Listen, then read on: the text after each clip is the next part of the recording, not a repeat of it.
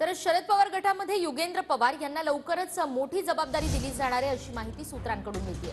युगेंद्र पवार हे जबाबदारी स्वीकारण्यास सकारात्मक असल्याची सुद्धा माहिती समोर आली आहे आणि लवकरच आता पक्षाकडून अधिकृत जबाबदारी दिली जाणार आहे युगेंद्र पवार यांना, सूत्रांची माहिती। अधिक माहिती आपल्याला देतील आपले प्रतिनिधी प्रदीप कापसे। प्रदीप,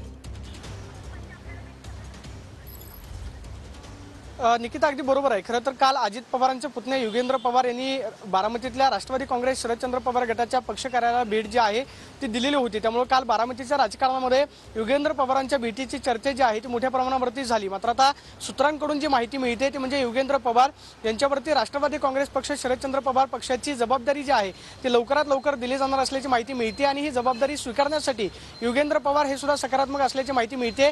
काल ज्यावेळेस युगेंद्र पवारांना प्रश्न विचारण्यात आला की सुप्रिया सुळेंनी तुमचा अभिनंदन केलेलं आहे, जर कदाचित युगेंद्र पवारांनी माझा बारामती लोकसभेमध्ये प्रचार केला तर मला आनंद होईल, त्यावरती युगेंद्र पवारांनी सुद्धा सुप्रिया सुळेंचा प्रचार जर मी केला तर मला सुद्धा आनंदाच वाटेल अशी प्रतिक्रिया दिलेली होती।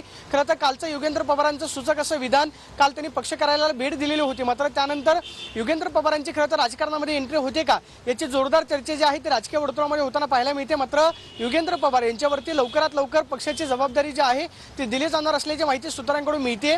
जर कदाचित युगेंद्र पवार यांच्यावरती पक्षाची जबाबदारी दिली तर बारामतीमधलं थोडा राजकीय गणित जे आहे ते वेगळं असल्याचं आपल्याला पाहायला मिळू शकतं। मात्र युगेंद्र पवार यांनी काल भेट दिल्यानंतर राजकीय वर्तुळामध्ये जी चर्चा होते, मात्र आता पक्षाची अधिकृतरित्या जबाबदारी जी आहे ती लवकरात लवकर दिली जाणार असल्याची माहिती मिळते आणि ही जबाबदारी स्वीकारण्यासाठी सुद्धा युगेंद्र पवार सकारात्मक असल्याची माहिती सूत्रांकडून आपल्याला प्राप्त झाली। निकिता, अगदीच प्रदीप, जाणून घेत राहू सगळं सविस्तरपणे। तुर्तास धन्यवाद।